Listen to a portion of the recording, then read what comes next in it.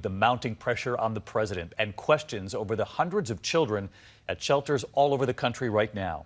Tonight, the president, in an effort to change the headline, bringing families to Washington who have lost loved ones to violence by undocumented immigrants, calling their families the ones permanently separated. But tonight, there does remain confusion about the president's new executive order now halting children from being separated because so many children are already spread out across this country, and many of them are too young to know their parents' phone numbers or any other information to be able to find them. Here's ABC's chief White House correspondent Jonathan Karl leading us off.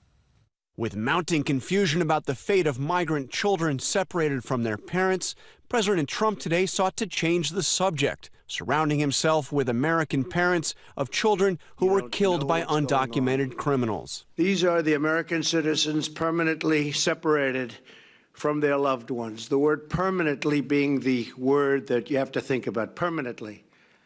They're not separated for a day or 2 days. They are permanently separated because they were killed by criminal illegal aliens. Multiple studies show undocumented immigrants actually commit crimes at a lower rate than American citizens. The president's comments today come amid growing outrage over the images of migrant children in detention centers on the border and the sounds of their cries.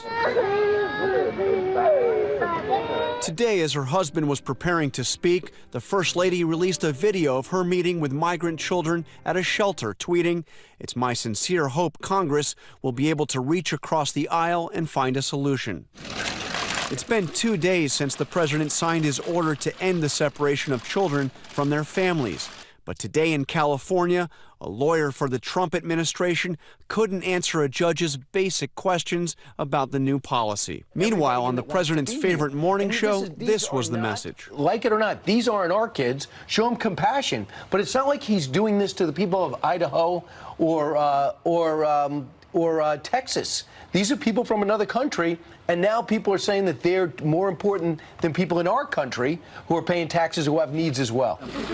Earlier this week, the president went to Capitol Hill to urge Congress to pass immigration reform, including funding for his border wall, tweeting, quote, "Now is the best opportunity ever for Congress to change the ridiculous and obsolete laws on immigration." The immigration system, it's been a really bad system, probably the worst anywhere in the world. We're going to try and see if we can fix it. But today, he reversed course, tweeting, "Republicans should stop wasting their time on immigration until after we elect more senators and congressmen, women in November." So let's get to John Karl. He's live at the White House here on a Friday night. And John, you've been talking to your administration sources, and they tell you that there remains real confusion tonight over how to deal with this crisis and reunite those families. Children, we know, at more than a dozen shelters coast to coast in this country. There sure is, David. Top officials in this administration simply haven't figured out yet how to implement both the president's zero-tolerance policy and his order reversing family separation. One senior administration official told me that the confusion on this is actually greater than the chaos we saw after the president's first travel ban. The bottom line is they simply haven't figured out how to make this work. All right, John Karl leading us off tonight. John, thank you. Hi, everyone. George Stephanopoulos here. Thanks for checking out the ABC News YouTube channel. If you'd like to get more videos, show highlights, and watch live event coverage, click on the right over here to subscribe to our channel. And don't forget to download the ABC News app for breaking news alerts. Thanks for watching.